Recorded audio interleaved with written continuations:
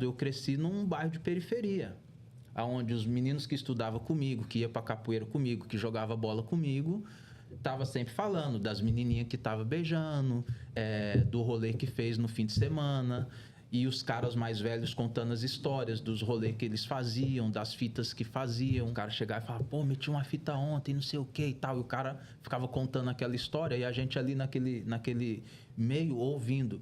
E o cara tava falando de um roubo que ele fez, de um assalto que ele fez, de um furto que ele fez, entendeu? Meio que se orgulhando disso, né? Isso, exatamente. Era exatamente isso.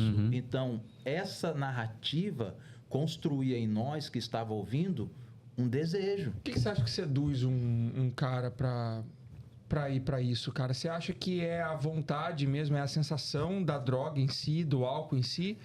Ou é o que isso agrega de status pro cara perante o grupo? Porque pra ele fazer parte, como ele falou, né? Ele queria fazer parte, acho que eu percebo que é muito assim, tipo, pô, Rio de Janeiro, o fio tá aqui, não vai me deixar mentir. Existe uma parada da menina gostar do malvadão. Gostar do cara que já é meio que do crime, né? Eu vejo muito relato disso quando eu vejo entrevista do pessoal falando que as meninas gostam do cara que é bad boy, o cara que é malvado, o cara que é bandido e tal. Você acha que um pouco, principalmente em periferia, faz com que a pessoa... Pô, se eu não fizer parte disso aí, eu não vou ser visto, não vou ter amigo, não vou ter meninas da minha volta e tal. Você acha que é um pouco disso? Muito, muito disso. Todos nós precisamos nos sentir aceitos nos ambientes onde a gente está inserido. Imagina você chegar num lugar onde tá todo mundo trocando ideia e tal, e você, patinho feio do rolê, ninguém cola com você, ninguém te vê, ninguém te olha. Então, às vezes, na maioria das vezes, para que a gente se sinta inserido, você vai se submetendo àquilo que a galera tá fazendo, porque você quer estar naquele meio. Então, eu acredito sim que para a gente se sentir aceito, para ter esse lance do status, para você estar em um lugar onde as pessoas olham para você e dizem, pô, o Rogério é dos nossos e tal, não sei o quê, o Rubens é dos nossos, tá colando com a gente, tá mandando bem, tá fazendo o que a gente faz. Isso conta muito, isso interfere demais, sabe? Essa questão de querer esse status, eu sou aceito. E isso foi, assim, acerta em cheio no meu caso, porque é o que eu queria. Eu queria... É muito louco porque é um pensamento de duas mãos, de duas vias, porque ao mesmo tempo que eu sempre trabalhei, fui bom garoto, bom aluno e tal, eu sempre quis me tornar um engenheiro civil. Porque no meu contexto, onde eu ia trabalhar com meu pai desde muito novo, eu via os engenheiros, os caras chegavam num carro legal, trabalhava sem fazer força com pá, com enxada, com nada disso. Ganhava bem. E tinha esse status. Pô, o engenheiro chegou aí, o engenheiro não sei o quê, o arquiteto isso, o arquiteto aquilo. Então, eu cresci sabendo, eu quero ser isso aí. Era uma via.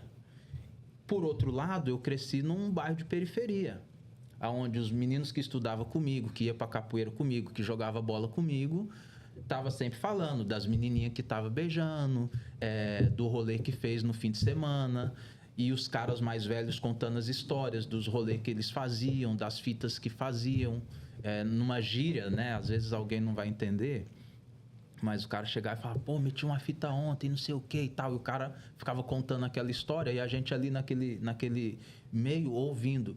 E o cara tava falando de um roubo que ele fez, de um assalto que ele fez, de um furto que ele fez, entendeu? Meio que se orgulhando disso, né? Isso, exatamente. Era exatamente isso. Então, essa narrativa construía em nós, que estava ouvindo, um desejo. Despertava em nós uma curiosidade. Porque o cara tava... Você lembra de uma parada chamada Walkman? Lógico. Então... Eu era louco pra ter um. Walkman, o que é Sim, Walkman mesmo? Walkman era um... Tipo de ouvido? Tocava um CDzinho. Tá. Não, o Walkman era de fita. O Walkman era de fita. Walkman, O Discman que era pode verdade, crer, cara. o cara era de chegava fita, com um mano. Walkman de fita e aí tava ouvindo um som ali. Daqui a pouco chegava Tem o nada outro... a ver o nome, né, velho? Walkman. Daqui a pouco chegava o outro com o Discman. E aí, pá, apertava assim, abria... E aí ele tirava o CD, pô, mano, tô ouvindo esse CD aqui. Aí era só o Racionais, só esse tipo de som. Entendeu? Então, a gente que não tinha nem um Walkman, nem um Discman, olhava, os caras que estavam metendo fita, tava com essas paradas. Entendeu? O cara chegava com tênis Nike, com New Balance. Aqui você vê, sei lá, $30 um tênis desse. E pra nós, na nossa realidade, por mais que eu trabalhasse, Era difícil conseguir. Mentira comprar. Entendeu? E eu preciso abrir um parênteses para falar aqui que meus pais, no contexto de infância deles, tiveram uma realidade muito dura. Então, na contrapartida disso, eles queriam oferecer para nós todo o conforto que eles não tiveram. Então, eu ia para a escola com o uniforme da escola, com mochila, meus amigos iam com a sacolinha de plástico. Sabe? Tipo assim, não foi uma vida, não né, foi uma ruim. vida difícil. Aham. Sabe? Eu não tinha o tênis Nike que eu queria, mas eu tinha Um tênis pra usar. Aham. bons tênis, boas roupas. Minha mãe me levava na loja e falava qual roupa que você quer e tal, e não sei o quê. Então, não foi por escassez que eu me envolvi no crime, sabe? Meus pais costumam dizer que quando eles iam receber alguém na casa deles, meus avós passavam café e usavam açúcar. Açúcar era para alguém importante que fosse na casa para ter um café adoçado. No contexto de dia a dia deles, o café era adoçado com cana de açúcar. Eles faziam então uma garapa, café adoçado com garapa. Então, meus pais falavam que quando eles descobriam aonde minhas avós no caso, escondiam a lata de açúcar, aí eles comiam tudo, porque não tinha, cara, não tinha acesso. Não tinha acesso. Loucura, então, né? eles queriam proporcionar para mim e para minhas irmãs todo o conforto que eles podiam. E eles fizeram isso. E aí meu pai me via falar, não, quero ser um engenheiro, quero isso, quero aquilo.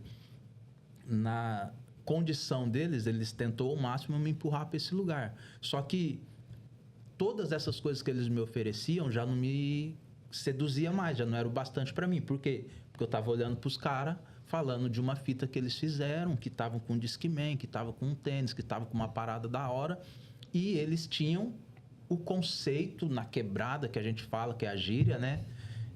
Do bairro ali. Os caras eram o conceito do bairro. Os caras tinham respeito no bairro. Ah, tal fulano, não sei o quê. Tal fulano é fera, tal fulano é foda e tal. E pá. Entendeu? Então, isso era coisas que passou a falar mais alto dentro de mim do que o conceito familiar que eu recebi dos meus pais. E aí foi o meu... Eu degringolei, né?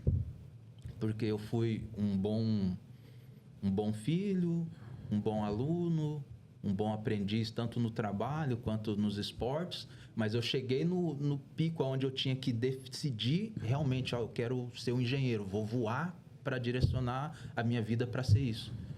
Eu fiz isso aqui, porque quando eu terminei o ensino médio, era hora de eu ir para a faculdade, e aí tinha algumas pessoas que eu trabalhava junto e falava, cara, quando você quiser ir para a faculdade, eu vou te apoiar, vou te ajudar, você vai ser o melhor engenheiro, porque você vai conhecer na prática e na teoria. Eu não quis saber de nada disso. Eu cheguei nesse estágio e aí eu me envolvi de vez no crime. E você acha que isso foi o seu livre-arbítrio mesmo, não foi...